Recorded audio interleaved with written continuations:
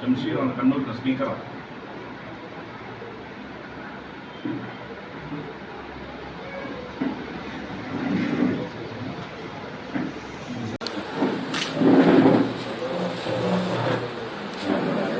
വളരെയധികം നിർഭാഗ്യമായ സംഭവമാണ് ഇതിൻ്റെ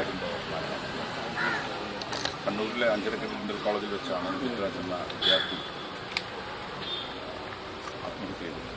ഇതിൻ്റെ കാരണങ്ങളെല്ലാം നിങ്ങൾക്ക് അറിയുന്നത് തന്നെ. അതിൽ ഉത്തരവാദികളായവർക്കെതിരെ കർശന നടപടി സ്വീകരിക്കണമെന്ന് തന്നെയാണ് സ്പീക്കറിനെതിരെ ഞാൻ ആവശ്യപ്പെട്ടത്.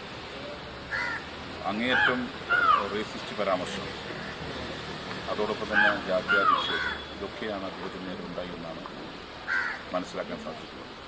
ഇതൊന്നും ഒരു സിവിലൈസ്ഡ് സമൂഹത്തിന് ഒരു കാരണവശാലും അംഗീകരിക്കാൻ സാധിക്കില്ല. അതുകൊണ്ട് കുറ്റക്കാർക്കെതിരെ കർശന നടപടി സ്വീകരിക്കണം.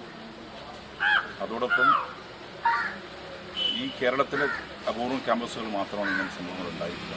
ഇതിൻ്റെ കോൺഗ്രസ് വിദ്യാർത്ഥി പ്രസ്ഥാനങ്ങളുടെ സജീവ സാന്നിധ്യം, SFI ആവട്ടെ, മറ്റിതര വിദ്യാർത്ഥി പ്രസ്ഥാനങ്ങളാവട്ടെ, ക്യാമ്പസുകളിൽ വിദ്യാർത്ഥി സംഘടന ഉണ്ടായാൽ മാത്രമേ അധ്യാപകന്മാരുടെ ഇത്തരം വിക്ടിമൈസേഷൻ പരിഹാരം ഉണ്ടാക്കാൻ സാധിക്കും.